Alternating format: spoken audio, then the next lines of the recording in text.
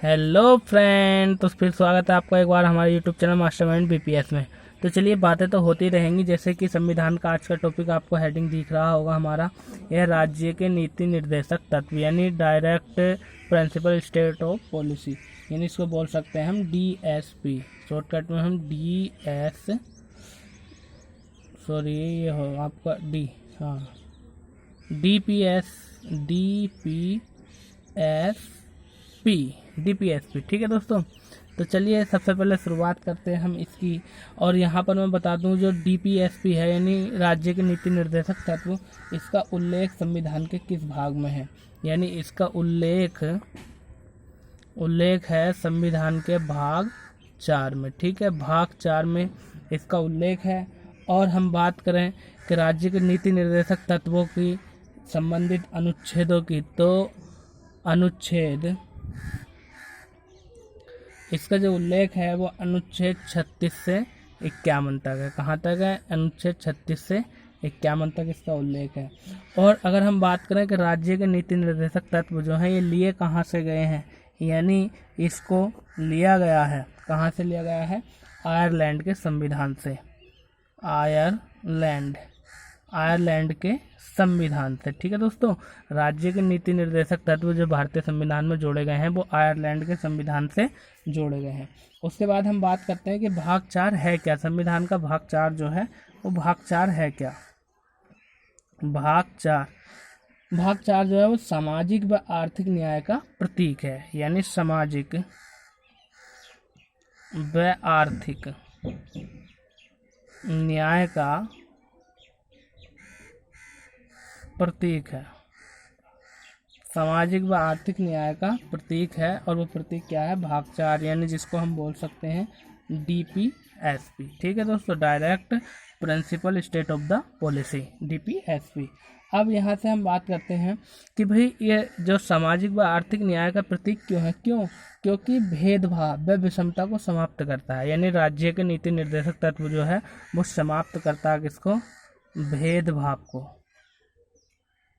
भेदभाव व विषमता को क्या करता है? ये समाप्त करता है। उसके बाद यदि मैं बात करूं तो एक महत्वपूर्ण बात यह है जिसे हम नोट करके लिखेंगे, आप नोट करके लिख लीजिए, वो ये है कि इसको न्यायालय में चुनौती नहीं दी जा सकती, न्यायालय में चुनौती नहीं दी जा सकती, यानी जो हमारा डीपीएसपी है इसको न्यायालय में चुनौती नहीं दी जा सकती। जो राज्य जनता के सारे कार्य करता है, जैसे बच्चा पैदा करना, पढ़ाई लिखाई, नौकरी आदि, ऐसे राज्य को लोक कल्याणकारी राज्य कहते हैं। जो राज्य जनता के हित में कार्य करता है ऐसे राज्य को लोक कल्याणकारी राज्य कहते हैं, यानी वेलफेयर स्टेट, ठीक है दोस्तों। आगे यदि हम बात करें तो यहाँ से एक बात ये आती है हमारे जहन में कि महात्मा गांधी संविधान सभा के सदस्य थे या नहीं थे। तो मैं बता देता हूँ आपको कि महात्मा गांधी संविधान सभा के सदस्य नहीं थे, लेकिन 1935 के अधिनियम में क्या था? 1935 के अधिनियम में था कि निर्दोषों के उपकरण, और इसी को आज डीपीएसपी कहते हैं। जो 1935 का अधिनियम था, जहाँ से ज़्यादातर पार्ट लिया गया भारतीय संविधान में, तो उसमें जो था, इसमें क्या था? उसमें था निर्देशों के उपकरण, और इसी को आज क्या कहते हैं? डीपीएसपी कहते हैं, जो आज कहाँ से लिया गया है? आयरलैंड के संविधान से लिया गया, हमारे संविधान का जो भाग 4 है, ठीक है, राज्य के नीति निर्देशक तत्व।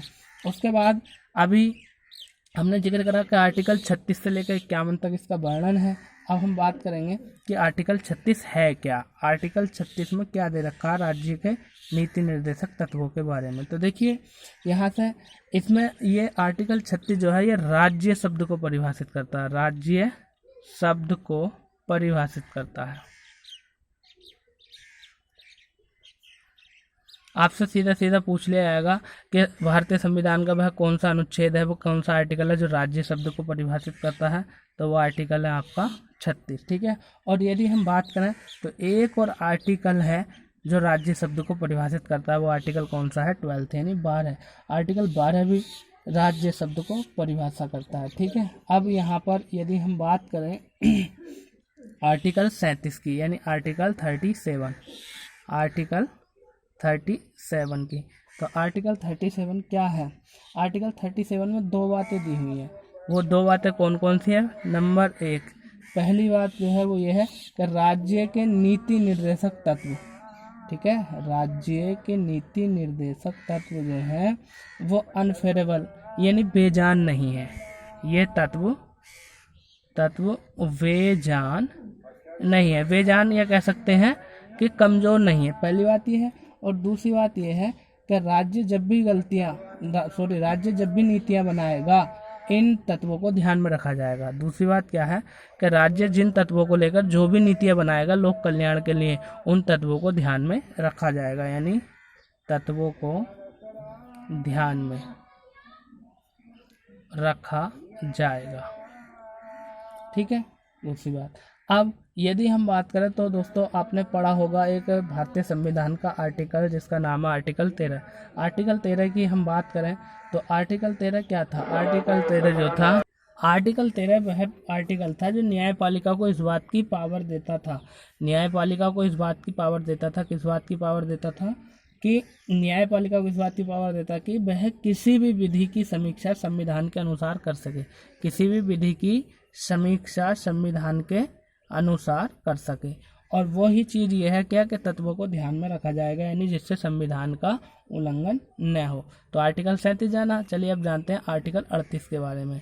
आर्टिकल 38 यानी 83 क्या है? तो आर्टिकल 38 की यदि हम बात करें, यह एकमात्र आर्टिकल है, यह बहुत मोस्ट है, आप इसको लिख लीजिए, यानी राज्य लोक कल्याण के लिए व्यवस्था बनाएगा। जो राज्य है वो राज्य लोक कल्याण के लिए, लोक कल्याण के लिए क्या बनाएगा? व्यवस्था। राज्य लोक कल्याण के लिए व्यवस्था बनाएगा, या हम कह सकते हैं यह एकमात्र आर्टिकल है जिसमें सामाजिक व आर्थिक व राजनीतिक शब्द का स्पष्ट रूप से उल्लेख होता है। यानी किन शब्दों का उल्लेख होता है? सामाजिक व आर्थिक और किसका? राजनीतिक प्लस राजनीतिक, इन शब्दों का स्पष्ट रूप से इसमें उल्लेख होता है। ठीक है, कौन सा आर्टिकल में? आर्टिकल 38 में। अब यदि हम बात करें आर्टिकल 39 की, तो आर्टिकल 39 क्या कहता है इसको भी जान लीजिए। आर्टिकल 39 की सबसे महत्वपूर्ण यदि हम बात करें तो जो हमारे DPSP है, यानी राज्य के नीति निर्देशक तत्व हैं, उसके संदर्भ में यह सबसे महत्वपूर्ण आर्टिकल है। ठीक है, ये बहुत ही महत्वपूर्ण आर्टिकल है। वो किस लिए है? वो इसलिए है, यह आर्टिकल जो है ना, इसमें 6 भाग, इस आर्टिकल के 6 भाग है, कह सकते हैं इसमें 6 बातें हैं। इसके भाग कितने हैं? 6। अब वो कौन कौन से हैं इनको एक एक करके हम जानेंगे। सबसे पहले हम बात करेंगे जो आर्टिकल 39 है, इसके फर्स्ट 39 के फर्स्ट में क्या दिया गया है? इसके फर्स्ट में दिया गया है कि राज्य सभी स्त्री व पुरुषों को आजीविका के लिए समान अवसर प्रदान करेगा। यानी जो आपका फीमेल है और प्लस मेल है, इन सब के लिए जो है राज्य आजीविका के लिए समान अवसर, यानी समान अवसर प्रदान करेगा। ठीक है, चाहे वो स्त्री हो या पुरुष हो। ठीक है, उसके बाद यदि हम बात करें आर्टिकल 39 के सेकंड पार्ट की, तो 39 का सेकंड भाग क्या कहता है? ये कहता है कि राज्य मानवीय और भौतिक संसाधनों का आवंटन, राज्य मानवीय और भौतिक, राज्य मानवीय और भौतिक संसाधनों का आवंटन इस प्रकार करेगा जिससे अधिकतम लोगों का कल्याण हो, जिससे अधिकतम लोगों का कल्याण हो, यानी अधिकतम लोगों का क्या हो? कल्याण हो।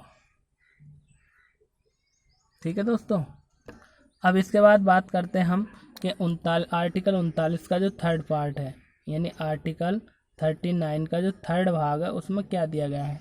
तो उसमें दिया गया है कि राज्य आवंटन इस प्रकार करेगा, राज्य आवंटन इस प्रकार करेगा जिससे कि केंद्रीकरण ना हो, यानी जिससे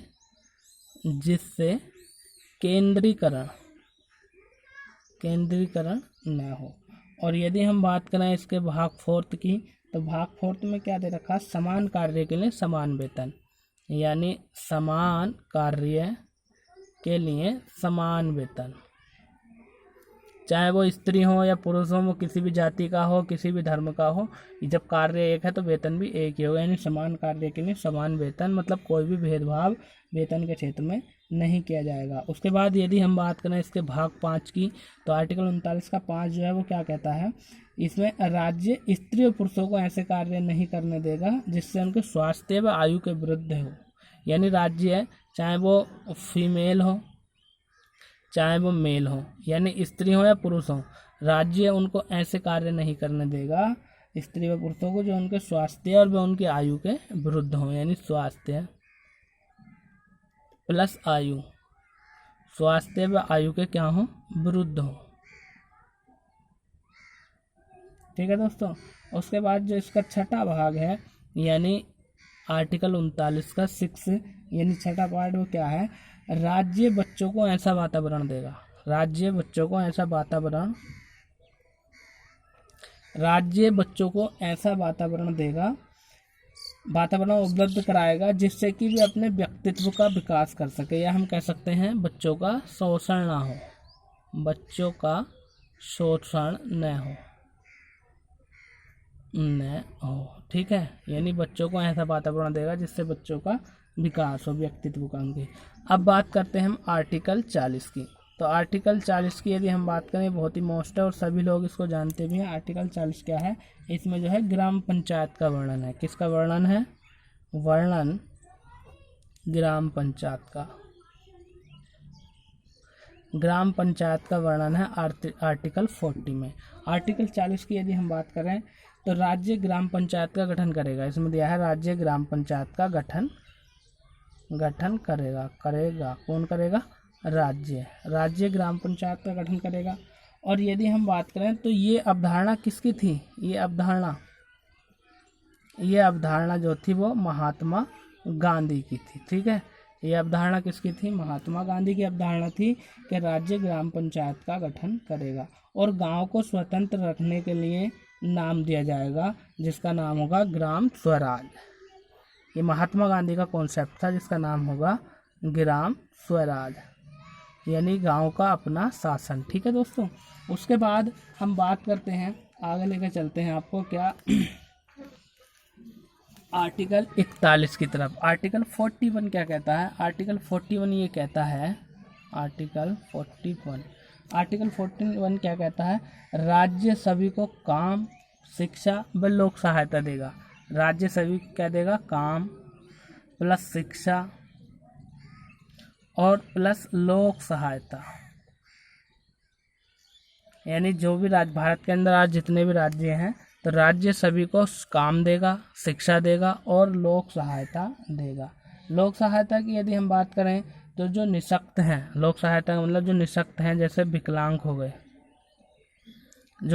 हो गए आदि, उनके लिए अलग से रिजर्वेशन या जो भी मान्यताएं वे प्रदान करेगा। ठीक है, आगे हम बात करते हैं आर्टिकल 42 की, यानी आर्टिकल 42 की।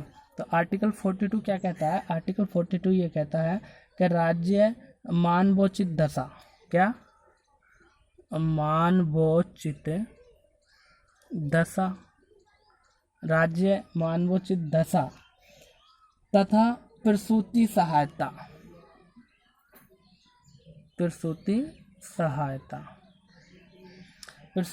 की यदि हम बात करें, तो जैसे गर्भवती महिलाएं होगी उनके लिए अलग से सुविधा। ठीक है दोस्तों। तो ये आर्टिकल 42 ये कहता है कि राज्य जो है मानवोचित दशा या प्रसूति सहायता प्रदान करेगा। और यदि हम बात करें कि इसकी, तो यहाँ से ये बात जो है आज के दौर में साबित भी होती है, महिलाओं के लिए, गर्भवती महिलाओं के लिए अलग से पोषण या अलग से सुविधाएं चलाना। ठीक है दोस्तों। आगे हम बात करते हैं आर्टिकल 43 की, यानी आर्टिकल 43 यानी आर्टिकल 43। तो आर्टिकल 43 में क्या दे रखा है, आर्टिकल 43 में दे रखा है जीवन निर्वाह योग्य वेतन, यानी जीवन निर्वाह योग्य वेतन, जीवन निर्वाह योग्य वेतन। जीवन निर्वाह योग्य वेतन, इसका क्या मतलब है कि राज्य जो है, जो मजदूर हैं व उद्योग हैं, उनके लिए अलग से प्रोत्साहन करेगा, यानी मजदूरों के लिए उद्योग चलाएगा, उनके जीवन के लिए कार्य बनाएगा। तो हम कह सकते हैं सीधा सीधा मजदूरी व उद्योग के लिए प्रोत्साहन। ठीक है दोस्तों। अब यदि हम बात करें यहाँ से, तो एक बात मैं आपको बताना चाहूँगा, वो क्या है कि आर्टिकल इसमें जो है एक संशोधन किया गया था। जैसे आर्टिकल 39 के ए की बात करें हम, आर्टिकल 39 का ए, जब कैपिटल ए जुड़ जाता है तो इसका मतलब उसमें संशोधन किया गया है, वो बाद में जोड़ा गया है। तो 39 का ए क्या था, ये निःशुल्क न्याय, यानी राज्य जो है वो निःशुल्क न्याय के लिए प्रोत्साहित करेगा, या हम कह सकते हैं विधिक सहायता देगा।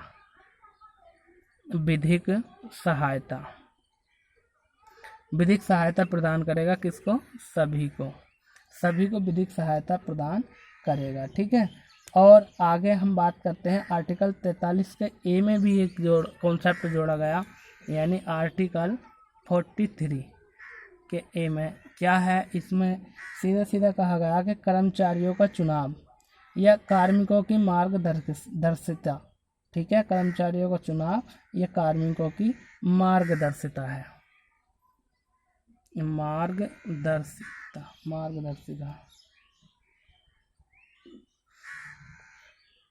ठीक है, यह हम कह सकते हैं ये किस लिए गया, ताकि सरकार जान सके कि कर्मचारी सरकार की योजना में क्या विचार रखते हैं, यानी कर्मचारी सरकार जो योजना बनाती है उस योजना के संदर्भ में, मतलब जो कर्मचारी है वह क्या विचार रखते हैं। यदि हम बात करें तो यहाँ से 39 के लिए एक और कॉन्सेप्ट जोड़ा गया है, जिसको 43 का वी कहते हैं। 43 के वी में क्या कॉन्सेप्ट जोड़ा गया है, राज्य सहकारी संस्थाओं को बढ़ावा देगा, यानी राज्य जो सहकारी संस्थाएं हैं, सहकारी संस्थाओं को क्या देगा, बढ़ावा देगा। राज्य सहकारी संस्थाओं को बढ़ावा देगा। ठीक है। यदि हम बात करें कि जो आर्टिकल हमारा 43 का वी है, इसको जो है यह 97वां संविधान संशोधन 2012 में जोड़ा गया था। ये जो है 97वां संविधान संशोधन द्वारा 2012 में जोड़ा गया था इसको। ठीक है, जोड़ा गया था। ठीक है दोस्तों, आगे हम बात करते हैं आर्टिकल 44 की। तो दोस्तों अभी आपने पीछे चर्चा में सुना होगा क्या कि एक बात चर्चा में रही थी, और वो चर्चा में क्या रही थी, जो आपने सुना होगा 3 तलाक। यदि हम बात करें कि जो तलाक का संबंध है वो किससे है, तलाक का संबंध इसी आर्टिकल से है।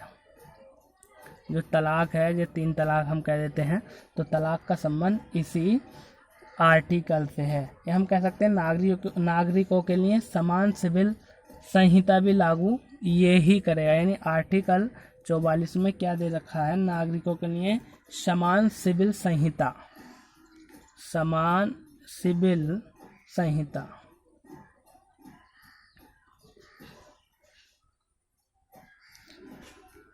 ठीक है। क्योंकि भाई जब देश एक है तो कानून भी सभी के लिए एक ही होना चाहिए। जब देश है तो कानून भी सभी के लिए एक होना चाहिए। ठीक है। और यदि हम बात करें यहाँ से आगे आर्टिकल 45 की, तो आर्टिकल 45 क्या कहता है, आर्टिकल 45 आर्टिकल 45 ये कहता है क्या, राज्य 6 वर्ष से कम आयु के बच्चों के लिए पूर्व व प्रारंभिक शिक्षा व देखभाल करेगा। यानी आर्टिकल जो 6 वर्ष से कम आयु के बच्चे हैं, 6 वर्ष से कम आयु के बच्चे हैं, उनके लिए पूर्व व प्राथमिक शिक्षा व उनकी देखभाल करेगा, यानी शिक्षा प्लस देखभाल। ठीक है। कई बार पूछ लिया जाता है कि 6 वर्ष से कम बच्चों के लिए समान शिक्षा या प्रारंभिक शिक्षा के लिए देखभाल कौन करेगा। ये बात किस आर्टिकल में, तो भारतीय संविधान का आर्टिकल 45 में ये बात कही गई है। और यदि हम बात करें तो इसको लेकर के यानी 86वां संविधान संशोधन किया गया था 2000 में, यानी 86वां संविधान संशोधन किया गया था 2002 में 2002 में किया गया था। इससे पहले क्या लिखा हुआ था, इससे पहले क्या लिखा हुआ था कि 6 से 14 वर्ष तक के बच्चों के लिए निःशुल्क शिक्षा देगा कौन, राज्य। इससे पहले ये था कि 6 से 14 वर्ष तक के बच्चों के लिए निःशुल्क शिक्षा देगा राज्य, यानी निःशुल्क शिक्षा देगा, और वो कौन देगा? राज्य। लेकिन अब जो है इसमें क्या लिखा हुआ? अब ये लिखा 6 वर्ष से, जो 6 वर्ष से कम आयु के बच्चे हैं उनके लिए पूर्व और प्रारंभिक शिक्षा व देखभाल करेगा कौन? राज्य। ठीक है दोस्तों। तो दोस्तों यदि अभी तक हमारे चैनल को सब्सक्राइब नहीं किया है तो प्लीज़ एक बार मैं आपसे रिक्वेस्ट करता हूं कि हमारे चैनल को सब्सक्राइब कर लीजिए और वीडियो को लाइक कीजिए और अपने दोस्तों तक शेयर कीजिए। एक सब्सक्राइब में आपका क्या जाता है यार? एक सब्सक्राइब और एक लाइक में आपका क्या जाता है बताइए मुझे। जब मैं थोड़ी मेहनत कर रहा हूँ तो आप मेरे लिए इतना तो कर सकते हैं कि एक सब्सक्राइब, एक लाइक तो कर ही सकते हैं। चलिए आगे चलते हैं अनुच्छेद 46 की तरफ। अनुच्छेद 46 में क्या है? क्या? अनुसूचित व अनुसूचित जनजातियों, यानी जो हमारी SC है और कौन है? ST। अनुसूचित व अनुसूचित जनजाति व दुर्बल वर्गों के लिए शिक्षा, दुर्बल वर्गों के लिए शिक्षा, दुर्बल वर्गों के लिए शिक्षा व हितों की व्यवस्था करेगा कौन? राज्य। व हितों की व्यवस्था करेगा कौन? राज्य। ठीक है दोस्तों। अब यदि हम बात करें तो सामाजिक अन्याय से बचाने का कार्य भी किसका है? वो राज्य का ही है।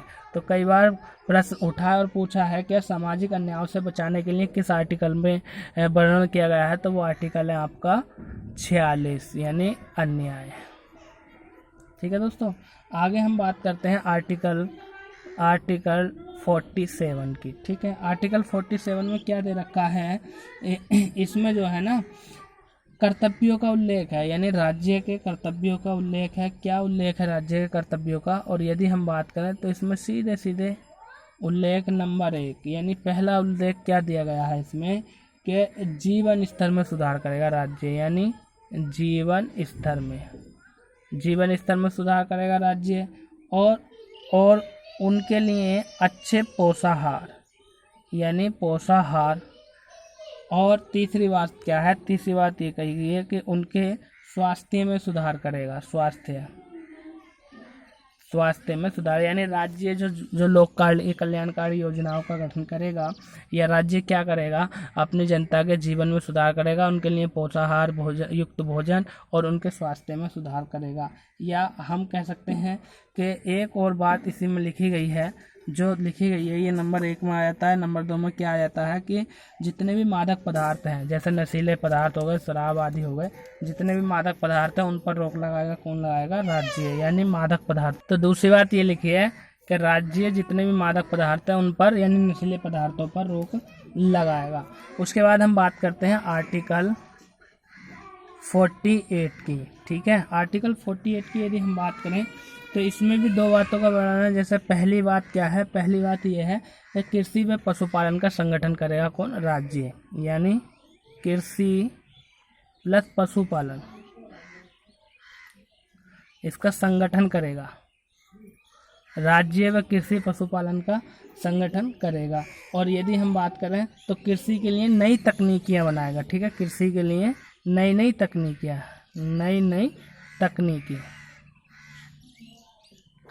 तकनीकियां बनाएगा कौन? राज्य।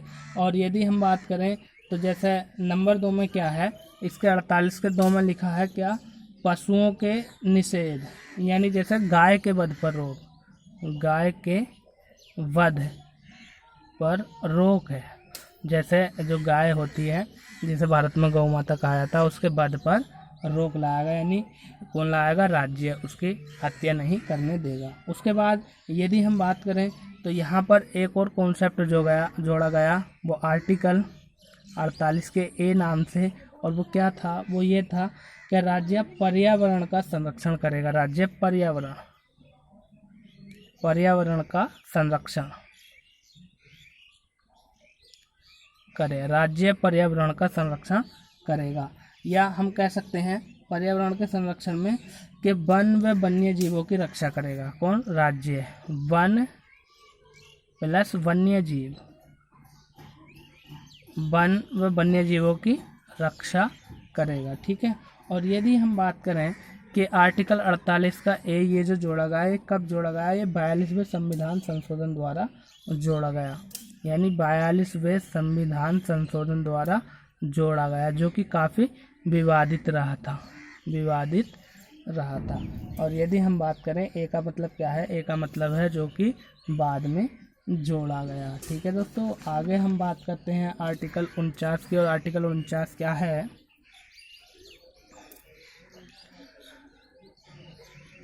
आर्टिकल 49 में राज्य राष्ट्रीय महत्व के लिए स्मारकों व स्थानों व वस्तुओं का संरक्षण करेगा। यानी राज्य राष्ट्रीय महत्व के लिए, राष्ट्रीय महत्व, राज्य राष्ट्रीय महत्व के लिए स्मारकों, स्थानों व वस्तुओं का संरक्षण करेगा। ठीक है, का संरक्षण करेगा। ठीक है, ये बात भी किस में दी है? आर्टिकल 49 में। या हम बात करें जो आर्कियोलॉजिकल है वो इनका संरक्षण प्रदान करेगा। या हम कह सकते हैं जो पुरातत्व सर्वेक्षण विभाग है वो इनको क्या देगा? प्रोटेक्शन देगा। ठीक है, आगे हम बात करते हैं कि जो आर्टिकल हमारा 50 है वो क्या कहता है? आर्टिकल 50 क्या कहता है? कार्यपालिका व न्यायपालिका का पृथक्करण। कार्यपालिका व न्यायपालिका का क्या है? पृथक्करण। यानी कार्यपालिका न्यायपालिका दोनों को अलग किया गया है आर्टिकल 50 के द्वारा। आगे हम बात करते हैं जो हमारा लास्ट आर्टिकल है राज्य के नीति निर्देशक तत्व यानी DPSP का, वो क्या है? वो है आर्टिकल 51। और 51 क्या कहता है? अंतर्राष्ट्रीय शांति और सुरक्षा। यानी अंतर्राष्ट्रीय शांति व सुरक्षा। यानी राज्य का एक कर्तव्य ये भी है कि वह अंतर्राष्ट्रीय शांति और सुरक्षा को बनाए रहेगा। और यदि हम बात करें, ये भारत की विदेश नीति का संवैधानिक अधिकार है। ये भारत की विदेश नीति का संवैधानिक अधिकार है, संवैधानिक अधिकार है। और ये बात सीधी सीधी किस चीज़ में लिखी है? आर्टिकल 51 में। ठीक है, आपसे पूछ लेगा कि भारत की विदेश नीति का संवैधानिक अधिकार भारत के संविधान के किस आर्टिकल में दिया गया है? तो वह आर्टिकल 51। और यदि हम बात करें 51 की तो इसमें 4 बातें महत्वपूर्ण हैं। और उन 4 बातों में से पहली बात क्या है? भारत अंतर्राष्ट्रीय शांति और सुरक्षा को बढ़ावा देगा। यानी अंतर्राष्ट्रीय शांति व सुरक्षा को बढ़ावा देगा। ठीक है, और दूसरी बात क्या है? दूसरी बात यह है कि भारत सभी राष्ट्रों को समान जन व्यवहार करेगा। यानी भारत सभी राष्ट्रों के साथ समान व्यवहार करेगा। और तीसरी बात ये लिखी है कि भारत अंतर्राष्ट्रीय संधि और समझौते को बढ़ावा देगा। यानी संधि प्लस समझौता क्या देगा? बढ़ावा देगा। ठीक है, और जो चौथी बात लिखी है वो चौथी बात क्या लिखी है? वो यह लिखी है कि अंतर्राष्ट्रीय विवाद का समाधान मध्य स्तर से होगा। यानी बैठक के द्वारा। यानी विवाद का समाधान। ठीक है, तो दोस्तों ये था हमारे राज्य के नीति निर्देशक तत्व जो एक ही पार्ट में पूरा कवर किया है हमने। दोस्तों यदि आपको ये वीडियो पसंद आया हो तो इसे लाइक करें, प्लीज़ हमारे चैनल को सब्सक्राइब करो और अपने दोस्तों में भी इसको शेयर करो। मैं वीरेंद्र प्रताप सिंह, कल फिर मुलाकात होगी और कल के लिए हम अगला टॉपिक लेकर के आएंगे आपके लिए मूल कर्तव्य या मौलिक कर्तव्य। तब तक के लिए धन्यवाद, नमस्कार, थैंक यू।